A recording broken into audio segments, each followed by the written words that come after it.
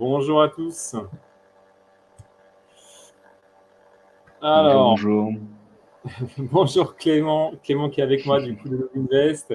On va parler du coup aujourd'hui d'immobilier responsable et plus particulièrement d'immobilier responsable avec les SCPI.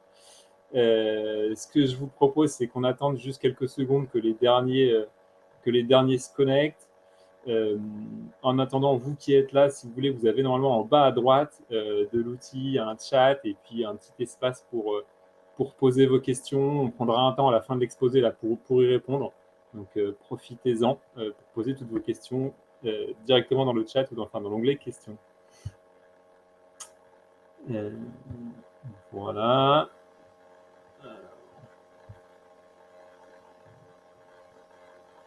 Trentaine. Bon, on va attendre quelques secondes que tout le monde arrive. On va attendre que ceux qui étaient en réunion jusqu'à 18h se connectent.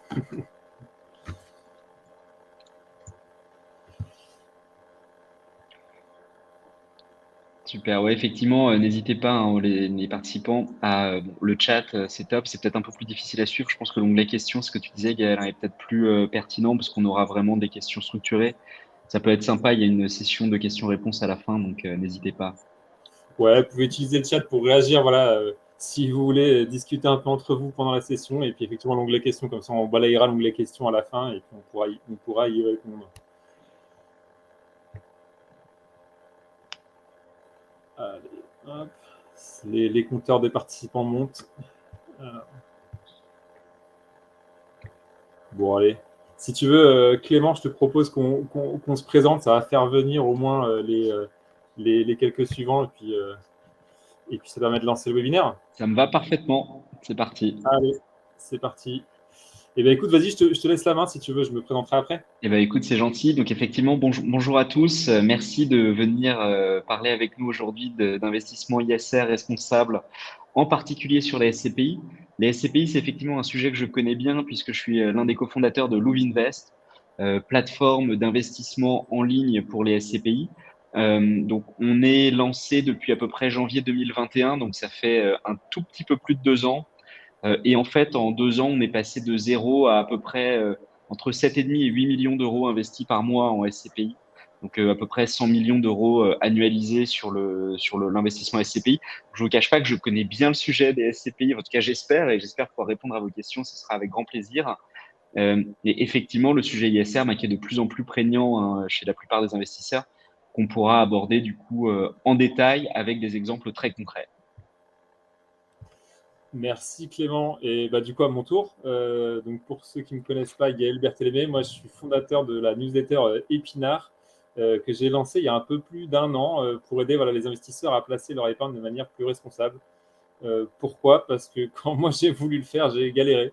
C'est le bon terme. Et donc du coup, je me suis dit que les éléments, les investissements que je pouvais trouver pouvaient servir à d'autres. D'où cette newsletter et d'où ce webinaire aujourd'hui pour parler un peu des SCPI. SCPI que je ne connais pas autant que Clément, mais je connais un petit peu pour avoir investi dans quelques-unes. On pourra regarder. Alors, qu'est-ce qui nous attend aujourd'hui? Et ben, dans un premier temps, je pense que Clément il va nous parler un peu justement des SCPI, nous présenter un peu comment ça fonctionne, qu'est-ce qu'on peut gagner avec une SCPI, et puis revenir un peu sur les perspectives du marché des SCPI, parce que voilà, il y a pas mal de choses en ce moment sur l'immobilier, les emprunts, les crédits, etc. Donc voir comment tout ça, ça va impacter les SCPI. Et puis après, on fera un focus plus sur la partie immobilier responsable, comme le disait Clément, et on donnera quelques exemples de SCPI voilà, qu'on trouve, qui ont un modèle plus responsable que les autres. Et comme on le disait tout au début du webinaire, on aura un temps du coup pour répondre à vos questions en fin d'exposé. Donc n'hésitez pas, vous avez l'onglet, voilà, je le rappelle, en bas à droite, l'onglet questions pour tout ça. Clément, je te laisse la main pour présenter le Écoute, fonctionnement d'une SCPI. avec grand plaisir, écoute, parfait. Écoutez, donc sur les SCPI, effectivement, c'est un terme avec lequel certains d'entre vous sont peut-être familiers. En fait, l'acronyme SCPI veut dire Société civile de placement immobilier. J'aime bien faire l'analogie en disant, voilà, on peut parler de la SCI, Société civile immobilière, que les gens connaissent peut-être un petit peu mieux, qui permet d'investir à plusieurs dans l'immobilier. En fait, la SCPI, c'est un peu la SCI sous stéroïde. Et je vais vous expliquer pourquoi. En fait, l'investissement en SCPI, c'est un investissement immobilier assez classique dans lequel un grand nombre d'épargnants vont se joindre pour investir à partir de montants tout à fait raisonnables. Le montant minimal aujourd'hui est à 187 euros. C'est celui qui est affiché ici, mais en fait, ça va dépendre un petit peu de différentes SCPI, hein. Chacune va fixer son montant minimal.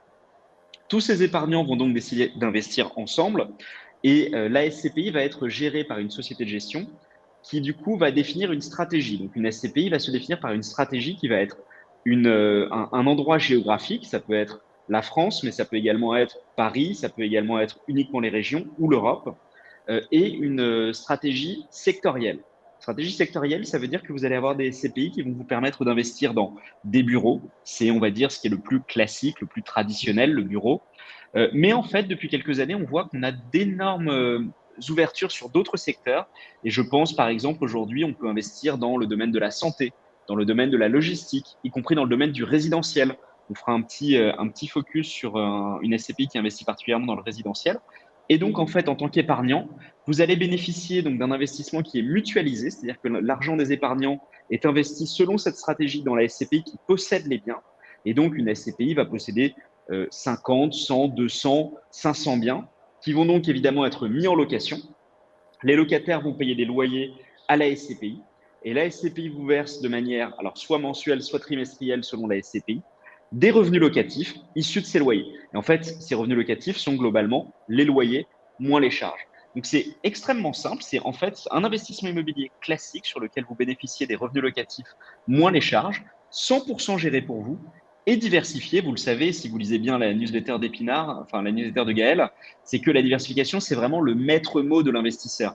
La diversification, c'est ce qui va vous permettre d'éviter, par exemple, en cas d'impayé sur un locataire, d'être trop impacté, puisque vous allez en avoir plusieurs dizaines ou centaines qui vont donc diluer votre risque. Donc ça, c'est les SCPI. Un point qui est quand même très important, c'est que un des gros avantages pour l'investisseur, c'est que les SCPI sont un produit qui est réglementé par l'autorité des marchés financiers. Et donc, vous avez un ensemble de règles et de bonnes pratiques qui sont appliquées par les sociétés de gestion qui garantissent un certain nombre de choses pour éviter que, par exemple, je sais pas, un schéma qui pourrait imaginer serait quelqu'un qui part avec votre argent. Bon, bah, ça, c'est impossible. Vous investissez dans un support qui est réglementé. Ça n'est absolument pas jouable. Et vous, vous êtes vraiment actionnaire de part sociale de la SCPI qui elle-même possède les biens. Donc, c'est vraiment vous qui possédez les biens par le biais de cette SCI sous stéroïde dont je vous parlais, qui est une SCPI. On peut peut-être passer à la suite. N'hésitez pas encore une fois, hein, si jamais vous avez des questions par rapport à ça, vous les posez sur l'onglet questions pour y répondre par la suite, mais on peut peut-être passer du coup à voilà, qu'est-ce qu'on peut gagner. Du coup, je vous le disais, la SCPI, c'est un investissement locatif. Donc, en fin de compte, ce qu'on peut gagner avec une SCPI, c'est des rendements locatifs. Et en l'occurrence, sur ce produit, le rendement locatif, on lui donne un nom un petit peu surprenant, un petit peu différent, qui s'appelle le taux de distribution. Mais en fait, le taux de distribution, c'est extrêmement simple. C'est quel est le montant des loyers versés sur l'année N divisé par le prix de la part au 1er janvier de l'année N. Donc, c'est extrêmement simple. Si vous avez une SCPI qui a un prix de part à 200 euros et qui a un taux de distribution de 5%, cela signifie que sur l'année précédente, elle a versé 10 euros par associé, 10 euros par personne qui avait investi. Alors, quel taux de distribution peut-on espérer? Évidemment, peut-être un point que je souligne, hein, c'est que le taux de distribution n'est pas garanti. On est sur un investissement immobilier. Donc, comme je vous le disais, les locataires peuvent, c'est très rare, hein, en fait, en réalité, sur les SCPI, les locataires payent dans l'immense majorité des cas. Mais on pourrait imaginer un cas un peu limite dans lequel un locataire ne paierait pas. Et donc, les loyers ne sont pas garantis. Vous n'êtes pas sur un livret A qui va vous dire ce taux est fixe. Là, c'est on vous donne ce que les loyers génèrent, moins les charges. Mais en pratique, ce qu'on observe, c'est que les rendements sont d'environ 4 à 6%, et même pour les meilleurs des SCPI, 7 ou au-delà. Je vous donne un exemple ici, un Remake Live, une SCPI qui a zéro frais de souscription, qui est une SCPI toute nouvelle qui s'est lancée en 2022 et qui a performé en 2022 à 7,64%. C'est la SCPI numéro 1. Donc en fait, la SCPI vous offre des revenus qui sont relativement réguliers, encore une fois, je le répète, non garantis, mais qui vous sont versés tous les mois ou tous les trimestres. On peut peut-être passer du coup à la partie. C'est un peu l'investissement immobilier sans gestion avec le loyer qui tombe, quoi. Alors après, pas Exactement. garanti. Vous n'êtes pas garanti non plus si vous faites un investissement locatif non plus. Alors effectivement, sur la partie peut-être un peu perspective, Clément, parce qu'effectivement, il y a pas mal de choses qui se passent en ce moment. Voilà, les crédits qui sont plus difficiles à obtenir, le taux des crédits qui monte, l'inflation, tout ça. Est-ce que tu peux nous donner un peu ce qui va se passer dans une boule de cristal un peu? Ouais, alors boule de cristal, écoute, on va, je vais pas aller jusque là, mais en tout cas, effectivement, la lecture du marché est la suivante, hein. Vous l'avez tous vu. Il y a eu une augmentation de l'inflation. Et en fait, ça c'est important, on va y revenir, mais en gros, le schéma initial, c'est l'inflation augmente et donc les banques centrales augmentent leurs taux pour essayer de contrôler l'inflation. Parce qu'en fait, il y a une règle économique qui veut que quand les taux directeurs augmentent, eh bien l'inflation réussit à diminuer. Donc en fait, c'est vraiment ça, hein. Les taux des banques centrales, en réalité, n'ont qu'un objectif, c'est le contrôle de l'inflation. D'ailleurs, soit si elle est trop haute, soit si elle est trop basse, hein, dans tous les cas. Donc effectivement, depuis quelques mois, on observe une hausse assez drastique des taux, hein, quand même, je tiens à le rappeler. On vient d'apprendre que le taux d'usure allait passer à 4% à partir de mars, me semble-t-il. Pour rappel, hein, il y a quelques mois, on empruntait encore en dessous des 2%. Donc là, c'est vraiment une augmentation assez énorme qui s'est produite. Et donc, ce qui se passe généralement quand la hausse des taux augmente, c'est que l'effet de levier est amoindri. C'est-à-dire qu'il devient moins intéressant et plus difficile d'emprunter pour investir. Et donc, effectivement, ce qu'on a observé, c'est que pas mal de gens se retrouvent un petit peu bloqués sur des investissements locatifs plus traditionnels ou même pour des investissements de résidence principale. Donc, effectivement, l'effet de levier est amoindri. Ce qui est plutôt très positif pour la SCPI, c'est qu'en fait, comme je vous le rappelais, la SCPI vous permet d'investir dès 187 euros. Et donc, ce que cela signifie, c'est que vous pouvez faire appel à l'effet de levier pour investir en SCPI, mais vous n'êtes pas obligé. Et donc, aujourd'hui, la SCPI, en fin de compte, est un investissement qui est très favorable si vous avez le désir d'investir sur de l'immobilier, mais que vous ne pouvez pas ou ne voulez pas faire un effet de levier parce que les taux vous paraissent trop importants. Pour rappel, hein, l'effet de levier, c'est le fait de réussir à emprunter à un taux qui est inférieur au rendement de l'investissement. Donc, par exemple, si j'emprunte à 3% et que je place à 6%, eh bien effectivement, j'ai un effet de levier parce que je vais gagner 3 sur tout l'argent qui m'a été prêté par la banque. Imaginons un cas un peu plus négatif dans lequel tout à coup je vais emprunter par exemple à 4 et que mon rendement est à 4,5. Et en fait, mon effet de levier est très mince et je porte un risque assez conséquent puisque qui dit emprunt dit évidemment obligation de le rembourser. Et donc, cet effet de levier se retrouve être bien moins intéressant. Et donc, une des solutions et un des points que nous, on peut voir déjà se mettre en œuvre, c'est effectivement un report vers des solutions d'investissement sans crédit. Par exemple, en investissant dans des SCPI en cash, donc avec l'argent qui est disponible. Également, une autre option qu'on a mis en place récemment, c'est ce qu'on appelle le versement programmé. Ça va se rapprocher un petit peu du crédit, c'est-à-dire que tous les mois, vous allez pouvoir investir un montant que vous choisissez. Donc, ça peut être 200 euros, 300 euros, 400 euros. C'est vraiment vous qui décidez. Et donc, vous allez profiter en fin de compte des intérêts cumulés, hein. C'est ce que vous voyez sur le graphe en fait en bas à droite. C'est-à-dire que l'argent que vous avez investi va pouvoir bénéficier d'intérêts et donc faire les intérêts cumulés.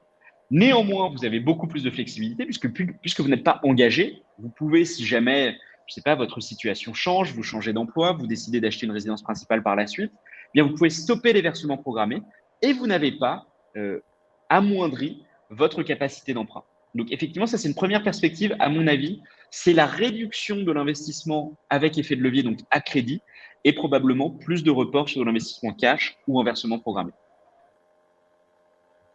Hyper intéressant. Et après, tu avais Ouais. une deuxième partie. Ouais, alors ça, c'est effectivement, je pense que c'est une question que tout le monde se pose, hein, c'est l'inflation. Là, je vous en parlais, l'inflation est élevée. On vous dit souvent, attention, l'argent qui dort en banque perd de sa valeur. Parce qu'effectivement, si on a une inflation à 6%, et en fait, c'est-à-dire que les prix augmentent de 6% sur l'année à peu près, hein, c'est en gros la définition de l'inflation. Et donc, si vous avez 100 que vous gardez sur un compte bancaire, eh bien en fait, ce que vous pouvez acheter avec 100 en année 1 sera inférieur à ce que vous pourrez acheter avec 100 en année 2. Et donc, beaucoup d'épargnants aujourd'hui se posent la question de se dire, mais en fait, comment moi je me protège de l'inflation? Parce qu'en fin de compte, on ne la choisit pas, cette inflation. On la subit. Et donc, le seul moyen de s'en protéger, c'est de faire des investissements qui sont, alors je vais employer un peu un anglicisme, mais qui sont inflation proof, c'est-à-dire qu'en fait, qui vont résister à l'inflation. C'est de se dire comment je fais pour faire un investissement qui résiste à l'inflation. Et l'immobilier est historiquement un très bon moyen d'investir pour se protéger de l'inflation pour la raison suivante.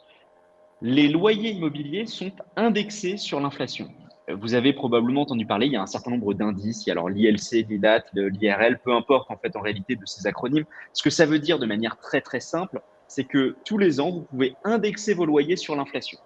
Et donc, en investissant par exemple en SCPI, eh bien, les loyers qui vont être perçus en année 1, puis 2, puis 3, etc., vont augmenter avec l'inflation. Et donc, vous allez vous-même vous protéger puisque votre placement va générer des rendements qui seront indexés sur l'inflation. Un autre point, effectivement, qui est très intéressant, c'est ce que vous voyez ici, en fait. Là, on vous a montré le taux d'inflation annuel, donc sur la droite, avec la variation annuelle du prix moyen de la part. Alors ça, ce n'est pas les rendements, attention, c'est la revalorisation. Un point qui est très important, malgré tout, à rappeler en SCPI, c'est qu'on a à la fois les rendements dont je vous parlais, le taux de distribution, mais également la revalorisation. Tous les ans, des experts analysent les biens et vont vous permettre de décider, en fait, voilà, le prix des biens a évolué de telle manière et donc le prix de la part peut évoluer de la même manière. Et donc là, ce qu'on voit, ce qui est assez intéressant, c'est que sur les années, par exemple, 2015-2016, alors le taux d'inflation était assez bas, mais en fait, ce qui s'est passé à ce moment-là, c'est qu'il y a eu des taux qui étaient extrêmement bas et donc l'immobilier a beaucoup augmenté. Et donc, ce que ça vous montre également, c'est que vous avez une capacité dans le temps à générer également de la rentabilité, non pas uniquement sur les rendements, mais aussi sur la revalorisation immobilière, de la même manière que si vous aviez acheté vous-même un bien immobilier en direct. Donc voilà un petit peu les perspectives 2023 qu'on voulait vous présenter. Voilà comment ça se passe, pourquoi l'effet de levier se baisse, mais également comment on se protège de l'inflation via un investissement immobilier. Alors en l'occurrence sur les SCPI, mais de manière générale également. Ouais, j'ai vu quelques questions dans la partie questions, mais si tu veux, Clément, on prendra le temps d'y répondre parce que je pense qu'elles vont nécessiter un peu de temps Pas de à souci. la fin sur justement les perspectives sur les SCPI. Mais on se les garde de côté. Je les ai vus, Victor et puis Pierre. J'ai vu vos questions, donc on se les garde pour plus tard. Ça marche. Euh, Eh bien, du coup, merci en tout cas pour cette partie un peu perspective, Clément. Moi, je vais vous parler un peu du coup d'immobilier responsable. Mais avant de parler d'immobilier responsable, je voulais vous partager en fait un premier constat.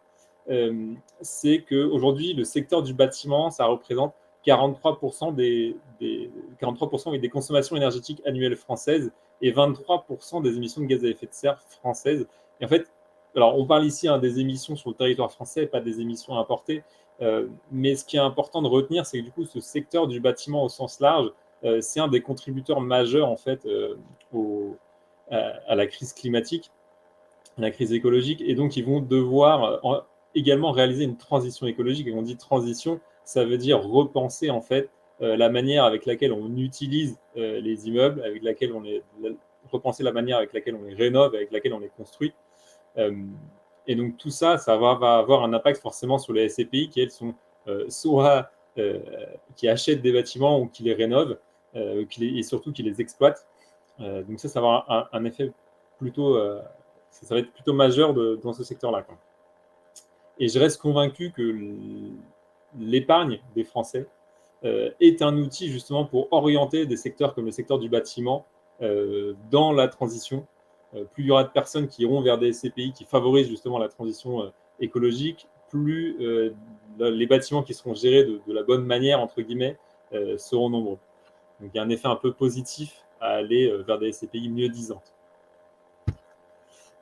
Alors, quand on parle, pour revenir un peu peut-être sur la partie responsable de l'immobilier responsable, quand on parle d'investissement responsable, souvent on fait référence à l'investissement socialement responsable, donc qui prend en compte non pas uniquement des critères financiers, comme peuvent être le rendement ou la performance, mais également des critères extra-financiers. Généralement, on en prend trois, qui sont les critères du coup ESG, environnementaux, sociaux et de gouvernance. Pour vous donner quelques exemples de ces critères dans le cadre de SCPI, typiquement les critères environnementaux, on va avoir la performance énergétique du bâtiment, on va avoir les émissions de gaz à effet de serre d'un bâtiment. En critères sociaux, on pourrait avoir la mobilité. Est-ce que l'immeuble est proche de transports en commun? On pourrait avoir également l'accessibilité. Est-ce que le bâtiment est accessible aux personnes à mobilité réduite? Et pour les aspects gouvernance, typiquement sur les SCPI, ce qu'on retrouve souvent, ça va être des critères autour de la gestion des locataires, autour de la mise en place de politiques RSE, d'achat RSE pour tout ce qui est services liés au bâtiment. Et donc voilà, en fait, quand on va parler d'immobilier responsable, en fait, ce qu'on veut dire, c'est qu'on va investir dans l'immobilier en prenant en compte non pas uniquement des critères financiers, mais voilà, ces trois critères ESG, environnementaux, sociaux et de gouvernance. Alors, pour s'y retrouver, le ministère de l'économie et des finances a créé en 2015 un label qui s'appelle le label ISR. C'est fait exprès, c'est donc label investissement socialement responsable. Ce qui est important de retenir, c'est que du coup, depuis 2020, les fonds immobiliers, notamment les SCPI, sont éligibles au label ISR. Et du coup, à la fin de l'année 2022, on avait une trentaine de SCPI qui étaient labellisés. Alors, ce label, pour ceux qui me connaissent, il est critiquable. J'y vois, moi, deux principales critiques. Le premier, c'est que la méthode d'évaluation ESG, elle est unique par société de gestion. C'est-à-dire que vous aurez, chacun crée sa propre grille d'analyse sur les 3 critères ESG, donc vous aurez du mal à comparer 2 SCPI, les notes ESG de 2 SCPI si elles sont gérées par des sociétés de gestion différentes. Et puis, la deuxième critique, qui est de dire, en fait, le label ISR, du coup, il s'appuie sur les 3 critères, ESG, et donc vous pouvez très bien être labellisé, même si vous n'êtes pas forcément très bon sur un des critères. Si vous êtes très bon sur la partie sociale et la partie gouvernance, typiquement, vous pouvez vous permettre d'être un peu moins bon sur la partie environnement, ce qui est un peu dommage, notamment si vous êtes un fervent défenseur de l'environnement comme moi, ou un convaincu de l'environnement comme moi. À savoir, ce label ISR, il n'a pas été conçu pour ça, ce n'est pas un label environnemental à proprement parler. Il y a un autre label qui, lui, est 100% environnemental, qui est le label Greenfin, qui est accessible aux fonds immobiliers, mais dont on ne parlera pas aujourd'hui pour la simple et bonne raison qu'il n'y a pas de fonds immobiliers labellisés Greenfin à date. Et Clément, tu me corriges si je me trompe. Mais non, je ne crois pas non plus. Voilà. Donc, en tout cas, ça vous permet, ce label ISR, il vous permet de faire un premier filtre quand vous allez analyser cette année SCPI. Mais voilà, pensez à bien vérifier la méthode qui est utilisée, comment sont pondérés les différents critères en fonction de vos convictions personnelles. Je pense que c'est assez important. Et puis, avant de rentrer dans les exemples des quelques SCPI là, qu'on vous a préparés, je voulais faire un petit crochet par l'aspect un peu réglementaire, parce qu'il y a pas mal de choses qui ont eu lieu récemment et ça me semble pertinent de le partager ce soir. Déjà, sur la partie habitat-logement, si vous pensez à faire de l'investissement locatif, c'est-à-dire acheter un appartement pour le mettre en location, pensez bien à vérifier les DPE, donc les diagnostics de performance énergétique, puisque à partir de 2025, tous les logements qui ont un DPE G, donc la pire note, seront interdits à la location. Et progressivement, en 2028, ce sera les logements avec un DPE F, 2034 avec un DPE E, etc., qui seront interdits à la location. Donc, si vous prévoyez de faire un investissement locatif, pensez bien à prendre en compte le budget pour la rénovation.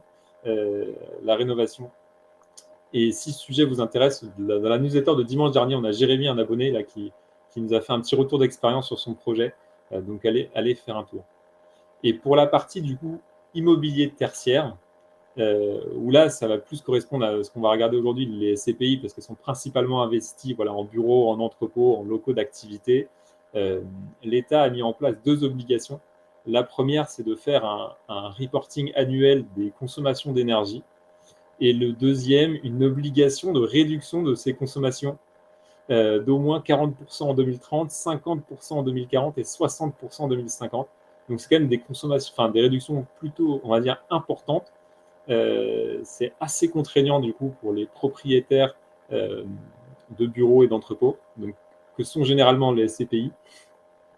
Et petit bémol là-dessus, si vous allez voir certains rapports de SCPI, vous verrez que certaines mettent en avant ces chiffres-là comme étant des critères mieux disants sur l'environnement. Sachez que c'est des critères qui sont obligatoires, elles ont l'obligation de se conformer à ces réductions d'énergie.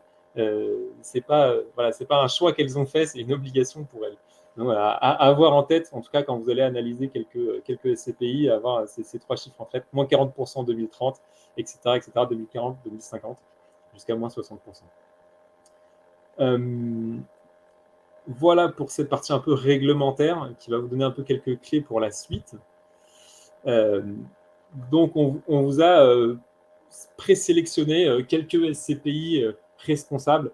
Alors, elles ont été sélectionnées sur un simple critère, c'est qu'on trouvait que leur stratégie d'investissement ou leur thème d'investissement était pertinent pour des investisseurs qui souhaitent mettre un peu plus de critères extra-financiers dans la balance. Et sans tarder, je vais laisser peut-être Clément présenter les quelques premières. Parfait. Écoute, ça tombe bien parce que ton petit récap sur le DPE va nous servir maintenant. Effectivement, on parle en premier de Caneosphere. Alors, ce qui est assez intéressant, c'est que Gaël, vous présentez le label ISR. Caneosphere n'est pas labellisé ISR, c'est d'ailleurs un choix. Et pourtant, à mon avis, c'est une des SCPI qui a le plus d'impact. Et D'accord. donc, on va expliquer pourquoi. En fait, Caneosphere, bon, au-delà de sa victoire, enfin de son prix aux Victoires de la Pierre Papier, c'est vraiment une SCPI qui, pour moi, a un impact absolument énorme. Parce qu'il faut savoir qu'en gros, l'objectif de Caneosphere, c'est quoi? C'est d'investir à 100% dans du résidentiel, en région aujourd'hui très principalement, dans des biens qui en fait sont globalement des passoires thermiques et sur lesquels on va les rénover. Et donc, ça va avoir deux impacts majeurs sur la rénovation de ces passoires thermiques. C'est que premièrement, on va réaugmenter le stock de biens qui sont mis en location. C'est évidemment un des critères primordiaux. Il faut savoir qu'un des gros enjeux de la nouvelle réglementation des PE, c'est que beaucoup de gens s'insurgent en disant attention, on a déjà une pénurie de logements. Et donc, en poussant des logements hors de la mise en location, on risque de créer, enfin, d'accroître la pénurie de logements. Donc, Yaneosphere a vraiment cet avantage de se dire, en fait, on va prendre des bâtiments existants, on va les rénover, on va augmenter leur note de DPE. Alors, il faut savoir que ce que vise Yaneosphere, c'est d'avoir 90% ou plus de ces logements en DPE D, donc une bonne note, comme vous le rappelez Gaël. Ce que ça signifie, c'est que jusqu'en 2034, enfin, et même au-delà de 2034, on devrait encore être assez tranquille avec un DPE D. Donc ça évidemment, ça réduit conséquemment les consommations d'énergie.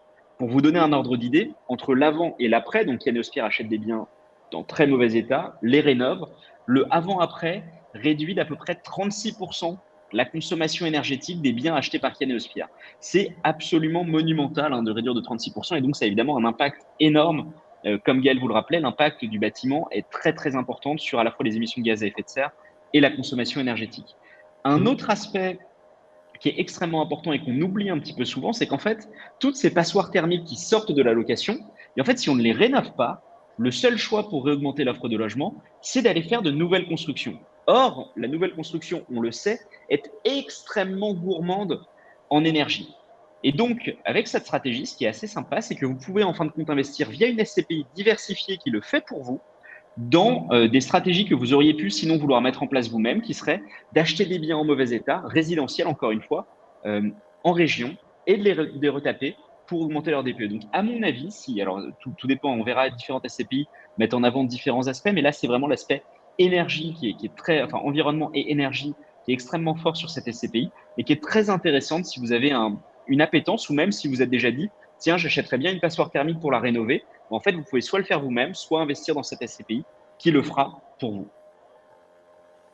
Deuxième Carrément. exemple, peut-être. Pardon, vas-y, Gaël. Ouais, non, non, mais du coup, et juste pour revenir sur le fait qu'elle ne soit pas labellisée ISR, je sais que le fondateur de Kianeos avait émis la volonté, en tout cas, de se faire labelliser Greenfin, mais je ne sais pas où ça en est. Donc voilà, ce serait peut-être la première qui sera labellisée Greenfin.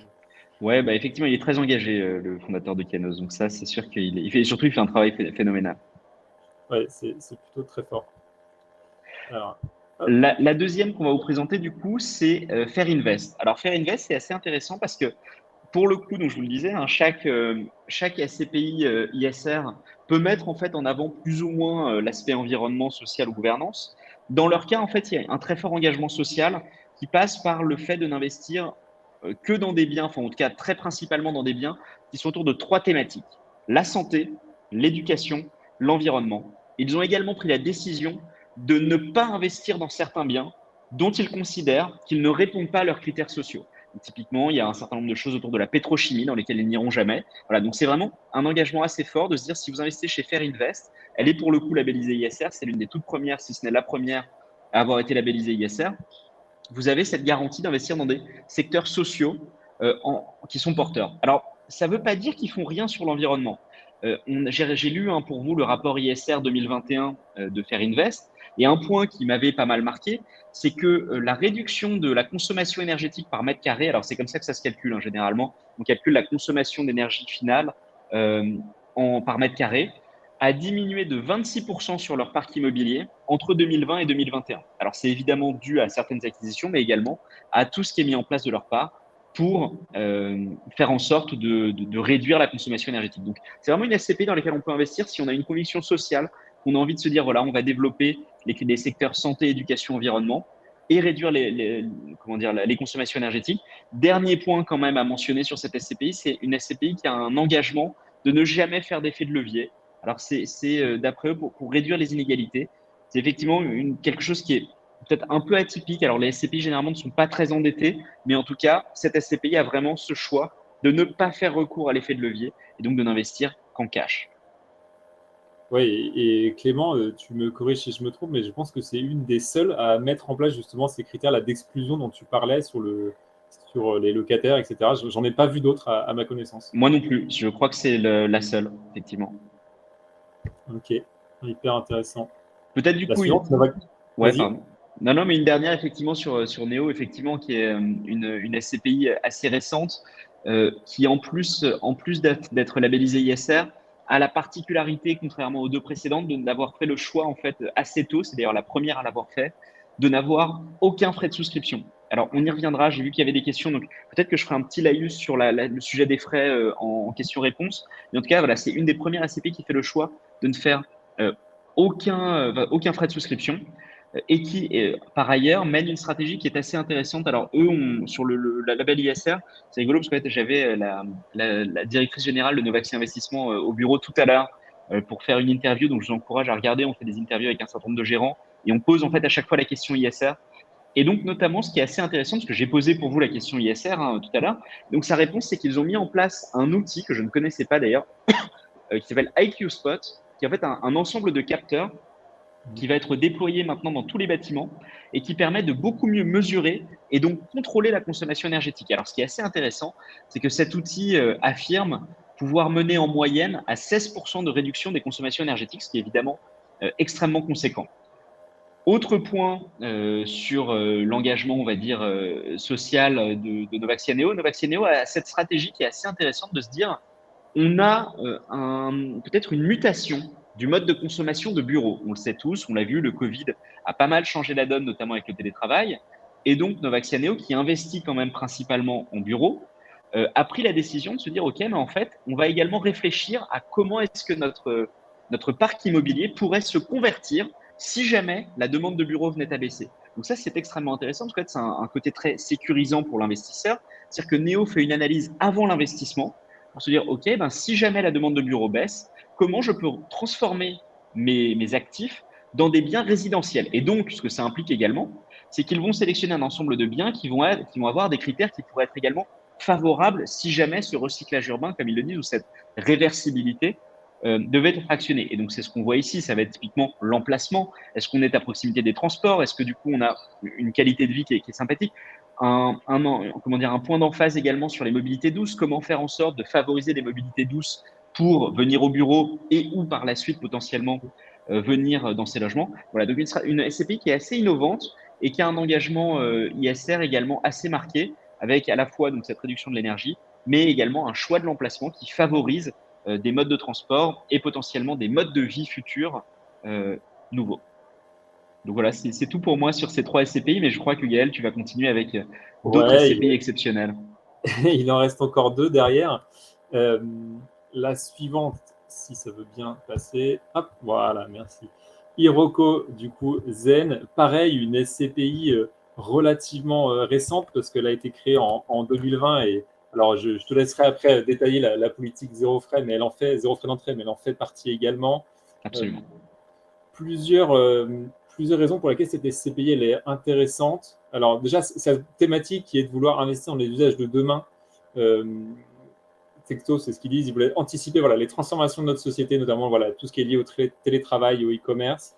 Euh, alors, ils ont la chance de s'être créés en 2020 et donc d'avoir s'être créés un peu pendant le Covid. Donc, tout ce qui est télétravail, effectivement, ils ont pu l'anticiper un petit peu plus que ceux qui ont plus d'historique. Mais en tout cas, voilà, ils vont vouloir sous-pondérer un peu leur allocation en bureau et plutôt aller vers des actifs de locaux d'activité, des entrepôts, voilà, tout ce qui pourrait servir plutôt au développement du e-commerce. Et en fait, surtout, ce qui est intéressant d'un point de vue environnemental sur cette SCPI, c'est que dans leur grille d'analyse ISR, ils ont une surpondération sur la partie environnementale, donc ça vaut pour presque 50% de la note. Il me semble que c'est 46% de mémoire. Et donc, ça se traduit en fait assez vite, même si cette SCPI est jeune, par de nombreux travaux pour améliorer la performance en fait des bâtiments. qu'ils ont acheté récemment. Donc, c'est plutôt intéressant. En plus de ça, elle possède voilà, une bonne diversification en Europe, avec un peu plus de 51% de son patrimoine, donc principalement en Espagne, en Allemagne et aux Pays-Bas. Et il y a d'autres raisons, notamment fiscales, pour lesquelles ça c'est intéressant, et peut-être qu'on en reviendra après, pareil, pendant les questions. Après, voilà, il y a encore, il y a quand même quelques critiques. Voilà, on manque encore un peu de recul sur cette SCPI, hein, les très jeunes, sur voilà, notamment le maintien du taux de distribution, dont je n'ai pas parlé, mais qui est assez élevé, pareil, à un peu plus de 7% en 2022. Et puis, on n'a pas encore beaucoup de recul sur les travaux, hein, qui ont été réalisés, même si voilà, ça serait tardé dans les prochains rapports annuels. Donc voilà, une SCPI jeune, plutôt orientée travaux, avec une surpondération sur l'environnement, et qui voilà, anticipe un peu les transformations de la société. Voilà, en quelques mots, Hiroko Zen. Et puis, pour terminer cet échantillon, ce panel, on va dire, une SCPI, elle, qui n'est pas jeune, qui a été créée en 2009, donc il y a presque une quinzaine d'années, qui s'appelle du coup PFO2, de la société de gestion Perial. Alors, sa thématique d'investissement, elle, c'est un peu à l'opposé d'Iroko, c'est les bureaux à Paris, en région parisienne. C'est le cœur de son patrimoine. Et alors, il y a toujours eu un critère chez PFO2 de sélection des immeubles qui avaient des fortes qualités environnementales, donc qui étaient souvent labellisés basse consommation, BREEAM, HQE, voilà ce genre de label, ce qui lui garantissait d'avoir un portefeuille d'immeubles plutôt de bonne facture, on va dire. Donc elle a un patrimoine beaucoup plus important que les précédentes, presque 3 milliards d'euros d'immobilier. Elle a entamé récemment voilà, une petite rotation de son portefeuille. Elle a vendu quelques immeubles pour se diversifier, voilà, plutôt sur des locaux d'activité et un peu en Europe. Alors, du coup, si on prend un pas de recul sur tout ça, effectivement, le fait qu'elle soit très centrée historiquement sur les bureaux à Paris, en région parisienne, on peut se poser un peu la question de comment ça va évoluer avec la montée en puissance, on va dire, du télétravail, notamment après le Covid. Donc, à surveiller cet aspect-là. Et surtout, on a vu dans les derniers rapports des derniers semestres quelques cessions d'actifs un peu à perte, ce qui n'est pas forcément très rassurant sur cette SCPI. Donc, je dirais, voilà, surveiller. Je suis, moi, PFO2 depuis quand même presque 5 ans maintenant. J'ai été un peu déçu des derniers rapports, mais bon, voilà, après, à chacun de se faire sa conviction. L'immobilier, je le rappelle, hein, comme le disait Clément, hein, c'est du très long terme, donc c'est pas parce qu'il y a une mauvaise passe que ça ne peut pas remonter derrière, mais bon, voilà, je dirais plutôt surveiller les performances de cette SCPI PFO2, mais qui a l'avantage de se concentrer sur des immeubles labellisés, en tout cas pour leur basse consommation. Je ne sais pas si Clément, tu veux rajouter quelque chose sur Hiroko ou sur PFO2. Non, écoute, c'était très clair. Et puis je vois qu'on a pas mal de questions, donc je me dis que ça peut être peut-être une bonne idée de. Allez, impeccable. Alors, passons aux questions. Alors, si tu veux, je vais revenir sur les toutes premières questions, sur la partie un peu perspective. Il y avait une question qui était intéressante de Victor qui disait avec une récession qui se profile, il y a des entreprises qui risquent de faire faillite et donc de ne plus pouvoir payer leur loyer. À quel point les SCPI sont robustes face à cela? Alors, écoutez, c'est une question intéressante. Et là, pour le coup, on parlait de boule de cristal tout à l'heure. Personne ne l'a. En fait, ce qui est intéressant, c'est qu'on se rend compte que l'économie tient plutôt bien. Et que quand on regarde, par exemple, les chiffres du chômage ou même les chiffres de l'activité, c'est plutôt très positif. Donc, encore une fois, récession, enfin, même s'il y en avait une, ce qui est pas nécessairement tout à fait évident aujourd'hui, euh, ne veut pas dire que toutes les entreprises vont faire faillite. Donc, en fin de compte, pour l'instant, à mon avis, la meilleure manière de s'en protéger, c'est de se diversifier. C'est-à-dire, par exemple, de ne pas aller faire que du bureau sur une région donnée et d'aller choisir un panel de SCPI. Aujourd'hui, comme on vous l'a vu, hein, on vous l'a montré, vous pouvez faire de la SCPI résidentielle, de la SCPI de logistique, de la santé, des bureaux, du commerce. Aujourd'hui, ce qu'il faut savoir, c'est que les commerces connaissent un très gros boom. On prédisait la fin du commerce avec le Covid, ce n'est pas ce qui s'est passé. On observe effectivement l'habillement qui est peut-être un peu plus compliqué. Mais en fait, les commerces, notamment les commerces essentiels, tout ce qui va être de l'alimentation ou ce qu'on appelle le retail park, donc des centres commerciaux, enfin pas des centres commerciaux, mais du retail park, donc c'est vraiment des zones commerciales, notamment en région. Tout ça connaît vraiment de très belles performances. Donc en fin de compte, à mon avis, la meilleure solution pour se protéger de la récession, c'est effectivement de se diversifier comme toujours et donc de faire un panel de SCPI qui va être très résistant.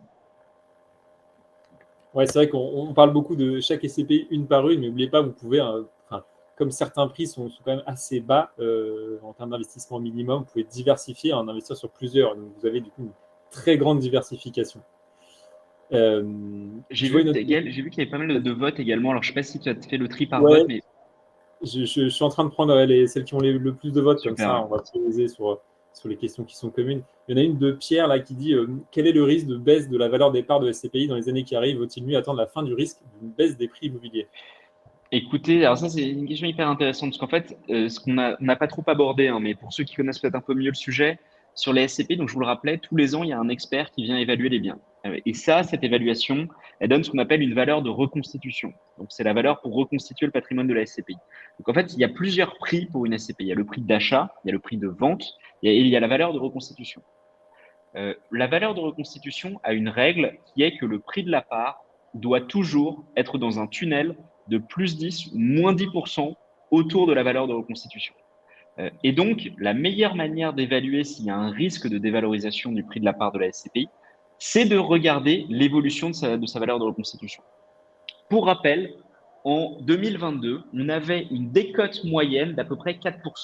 Qu'est-ce que ça veut dire une décote moyenne d'à peu près 4%? En moyenne, les prix de part étaient 4% inférieurs à la valeur de reconstitution. Et donc, ce que ça veut dire, c'est qu'entre guillemets, les SCPI en avaient sous le pied, en moyenne, encore une fois. Et donc, comme je vous l'ai rappelé, on est dans une bande de plus 10, moins 10%. Et donc, en étant déjà de base à moins 4%, en fait, même si la valeur de reconstitution devenait à baisser de 4%, et ben en fait, le prix de la part serait égal à la valeur de reconstitution. Donc, en fait, c'est pas nécessairement dramatique. La question se poserait effectivement dans le cas où les prix de l'immobilier baissaient de 12, 13, 14, 15%. Là, effectivement, on serait dans une situation où le prix de part devrait baisser. Néanmoins, et ça je tiens à le rappeler, ce n'est quand même pas ce qui se profile. Aujourd'hui, quand on compare, hein, on voit pas mal d'articles assez alarmistes sur l'effondrement des prix de l'immobilier. En fin de compte, sur l'année 2022, on se rend compte qu'on est globalement stable, avec peut-être dans certaines villes des baisses, mais même quand baisse il y a, ces baisses sont assez limitées, de l'ordre de 1%. Donc en fin de compte, on n'est pas sur ce scénario d'effondrement. Donc, vous demandez, vaut-il mieux attendre une baisse des prix immobiliers? C'est une question intéressante. Moi, la meilleure réponse que je pourrais vous donner, on l'a beaucoup abordé d'ailleurs, je vous encourage à le regarder si jamais ça vous intéresse. On vient de sortir un webinar sur les classements 2022 des SCPI sur notre chaîne YouTube. Et en gros, la conclusion qu'on avait, c'était de se dire, si vous investissez aujourd'hui dans des SCPI jeunes, ou dans des SCPI qui sont dynamiques, qui ont une forte collecte, en fait, elles vont être capables de faire de bonnes affaires sur 2023 et donc d'obtenir de très bons rendements et d'acheter à un bon prix. Et en achetant à ce bon prix, en fait, vous allez pouvoir au contraire même avoir des revalorisations futures. Donc, ma recommandation, c'est effectivement d'être très attentif à la valeur de reconstitution. Il y a très peu, mais quelques SCPI dont le prix de part est supérieur à la valeur de reconstitution. Effectivement, c'est un point d'attention et je vous encourage à ne pas nécessairement y aller sur ces SCPI, mais également investir dans des SCPI jeunes. Pour vous citer un des gérants qu'on avait interviewé, hein, lui, vraiment, il disait 2023 sera l'année des bonnes affaires. En fait, si vous investissez dans une SCPI qui va être capable de se positionner sur ces biens à ces prix-là, vous avez au contraire une belle perspective sur l'évolution des prix. Je complète, en fait, il y avait une question sur, effectivement, l'âge de la SCPI doit-il être également un des critères d'analyse et de sélection?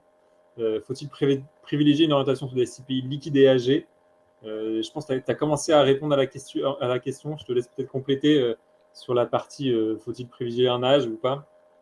Ouais, bah alors comme je vous le rappelais, en fait, ce qui se passe aujourd'hui, c'est que donc les SCPI âgés ont entre guillemets un stock de biens qui ont pu être achetés à des prix assez élevés. C'est un peu comme si vous faites de l'investissement en action.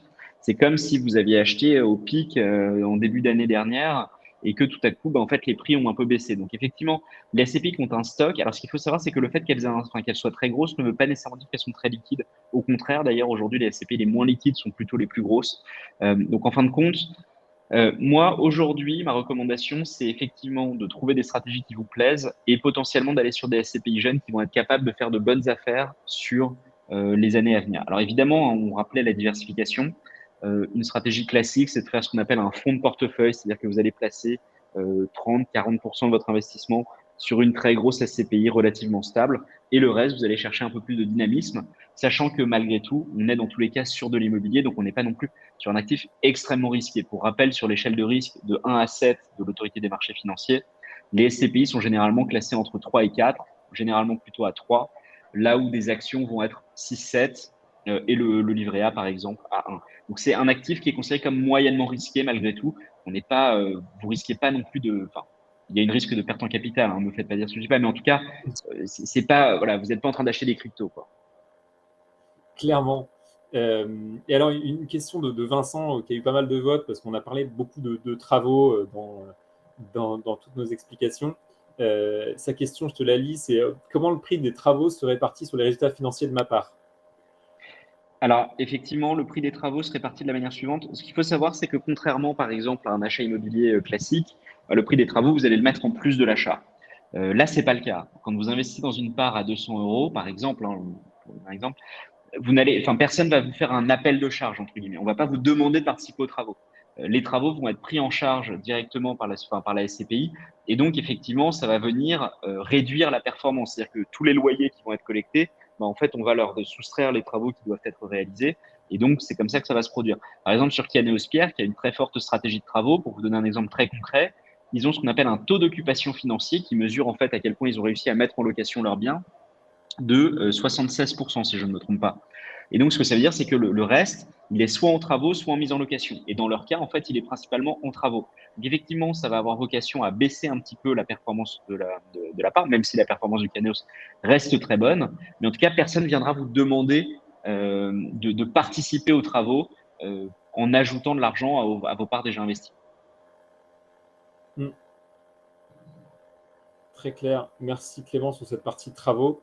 Je vois une question de Arthur. Peut-on vraiment mesurer l'impact de Novaxia Neo et de Fair Invest?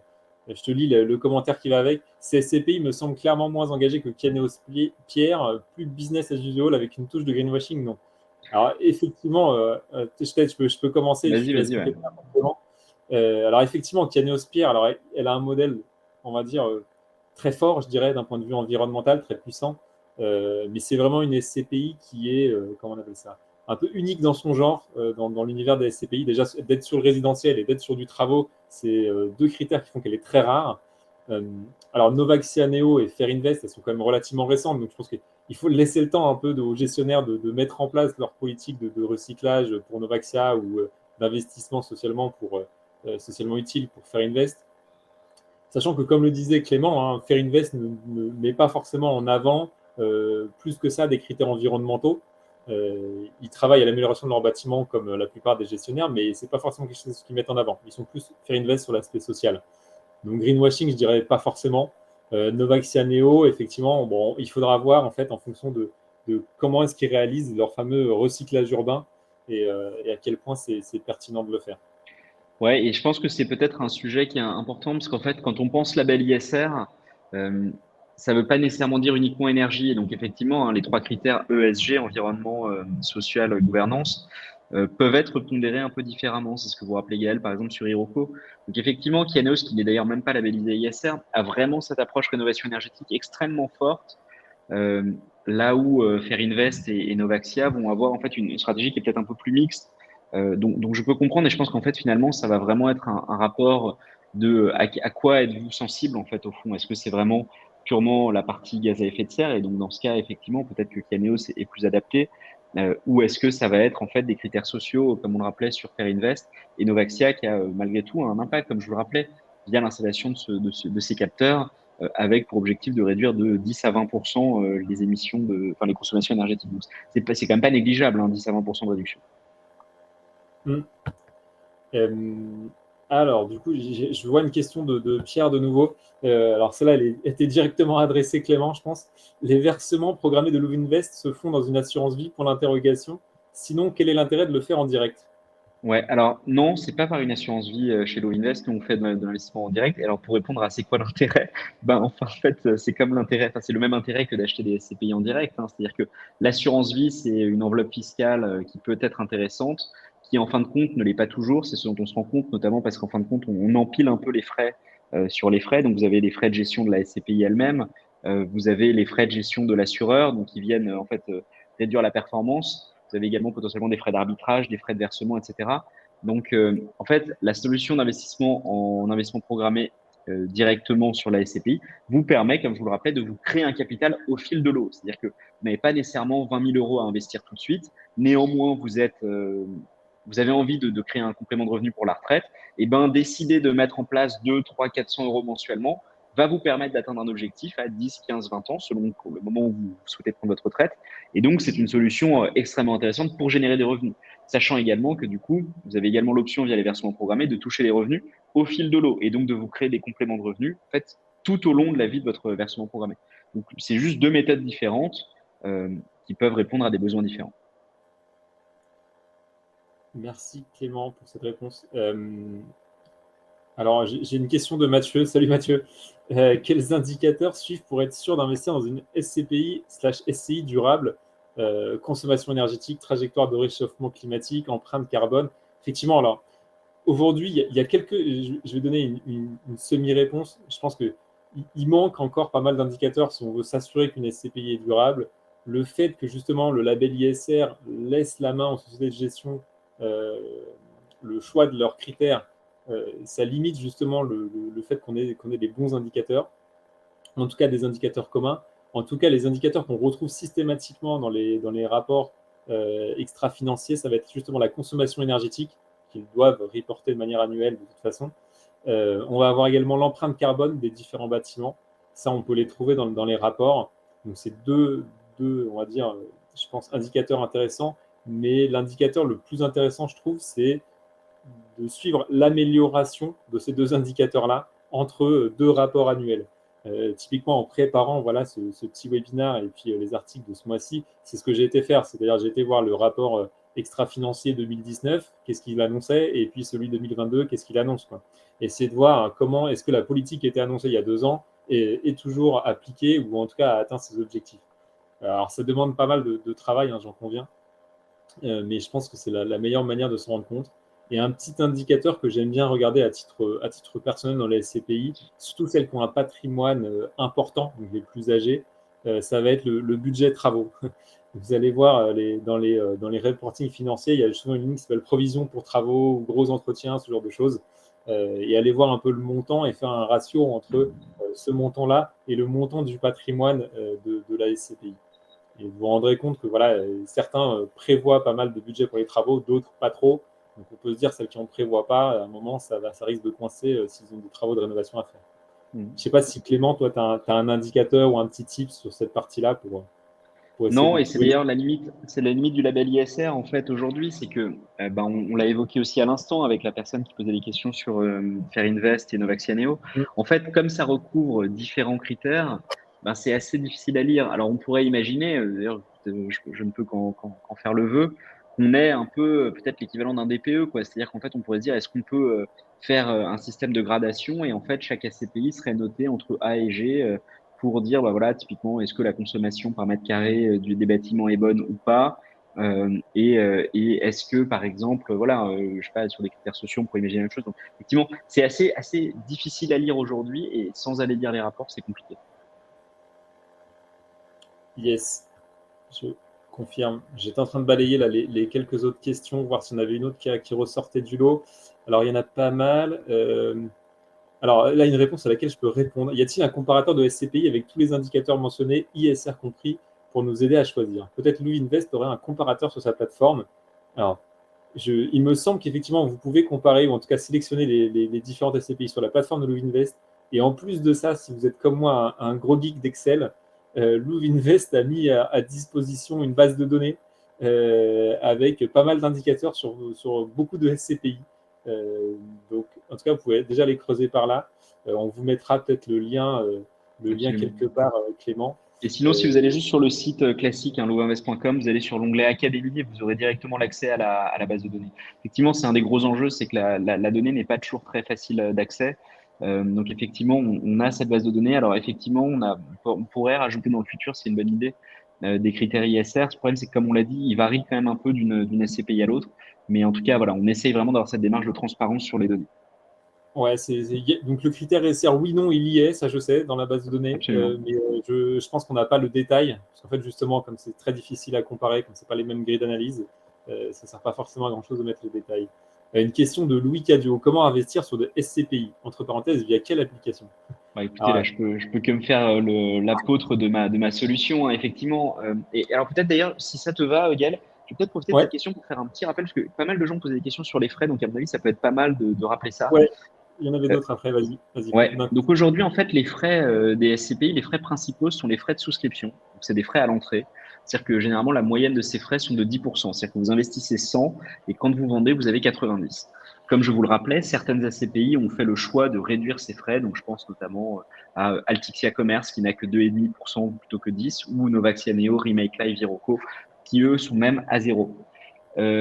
Alors, ça, c'est le premier frais. Le deuxième frais, ce sont les frais de gestion qui sont prélevés sur les loyers, donc qui sont un pourcentage des loyers et qui sont généralement autour de 10%. Mais ce qu'il faut savoir, c'est que le taux de distribution, donc le rendement qui vous est affiché, est net de ces frais de gestion. Et donc, la raison pour laquelle je fais ce petit laïus sur les frais en fin de compte maintenant, c'est que donc depuis le début, Louvainvest a eu un objectif extrêmement fort de réduire les frais pour les investisseurs. On trouve que 10%, c'est quand même assez inacceptable, en tout cas pour un investisseur aujourd'hui, de prendre 10% de perte sur son investissement. Et donc, ce qu'on fait, c'est que les 10% qui sont prélevés à l'entrée sont répartis entre 5 et 7% qui vont au distributeur, donc à la personne qui vous vend la SCPI, et le reste est conservé par la société de gestion. Nous, on est distributeur de SCPI. Donc, on a un parti pris très fort de se dire, on fait une plateforme 100% en ligne, beaucoup plus simple que les autres plateformes existantes, et sur laquelle on vous rend 2,5% du montant investi. Donc, ce que ça veut dire, c'est que nous, quand on est payé entre 5 et 7, on vous rend quasiment la moitié directement sur votre compte bancaire. Et à ma connaissance, on est les premiers à avoir généralisé ce modèle pour permettre vraiment d'offrir les meilleures conditions. Je ne peux que vous recommander de le faire chez nous, évidemment. Euh, Parce que vous avez ce double avantage, plateforme en ligne. On a des conseillers qui peuvent répondre à vos questions par téléphone ou par visio. Et également, le fait qu'on réduise les frais quasiment de moitié sur le distributeur, ce qui est évidemment conséquent sur un investissement. et en complément peut-être, parce que faut donner un avis contraire, tu vois, parce que il faut bien, tu vois, défendre les autres qui ne sont pas présents aujourd'hui. C'est aussi possible de souscrire voilà, des CPI via une assurance vie. Euh, Ça existe. Voilà, il y a d'autres contraintes. C'est pas forcément aussi flexible, etc.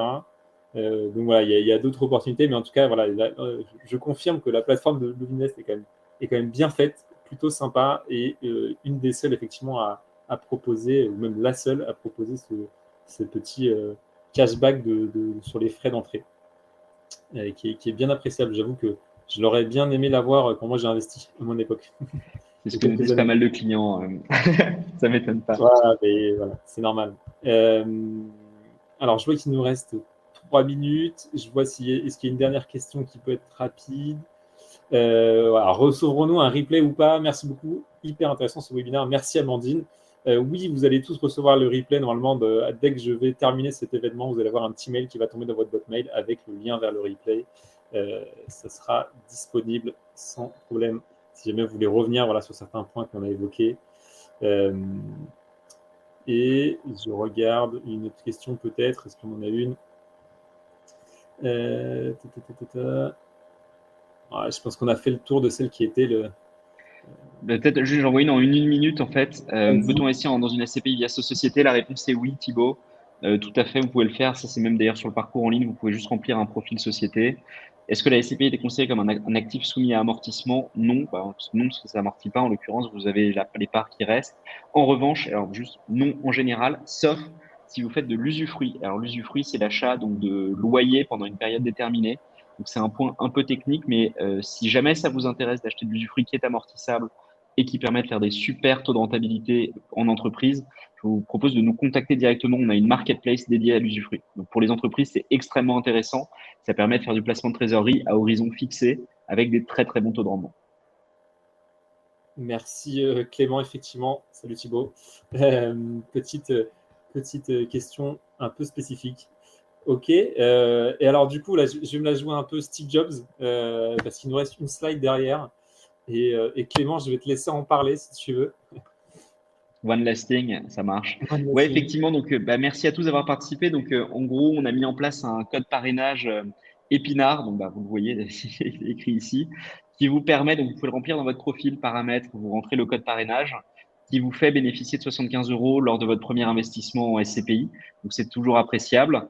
Donc, n'hésitez pas à le mettre si jamais vous souhaitez investir. Et puis, un dernier point dont on parle en 1 minute, on va également lancer un nouveau produit qui s'appelle l'immobilier fractionné. C'est-à-dire qu'on va vous permettre non seulement d'investir dans des SCPI, mais aussi dans un seul bien identifié à partir de 200 euros selon un modèle d'obligation qui rentre dans la réglementation actuelle. Ça a été un gros sujet sur ce type d'investissement récemment. Donc voilà, c'est une petite news. Si ça vous intéresse, je vous encourage à vous connecter sur la plateforme. Il y a un onglet propriété et vous pouvez rejoindre une liste d'attente pour être informé. Ça devrait sortir dans les prochains jours, voire en tout cas d'ici 10 jours à peu près. Top, merci Clément. Et juste pour préciser, sur le code Parrain Épinard, moi, je n'ai rien à y gagner, donc c'est uniquement pour vous, c'est pour vous faire plaisir. Si jamais les SCPI, ça vous intéresse, il n'y a aucun lien commercial, c'est juste que Clément aime bien Épinard, et donc du coup, il s'est dit que ce serait sympa de proposer un petit code promo. Donc n'hésitez pas, en tout cas, c'est pour vous uniquement. Et voilà, je pense qu'on va pouvoir conclure sur ce webinaire. En conclusion, voilà, n'hésitez pas à aller faire un tour sur epinard.ghost.io si vous voulez retrouver les différents placements responsables que je mets en avant dans ma newsletter. Et puis, comme l'a dit Clément, voilà, sur louvinvest.com pour retrouver sa plateforme et les différents contenus sur les SCPI. Merci beaucoup en tout cas à tous ceux qui étaient présents. Merci pour vos questions. Merci pour l'animation. C'était super. Des super bonnes questions, des bons échanges. Et encore, merci Clément pour ta présence ce soir. Merci à toi Yael et merci à tous. C'était un grand plaisir d'être parmi vous ce soir. Super. Allez, à très vite. À bientôt. Au revoir.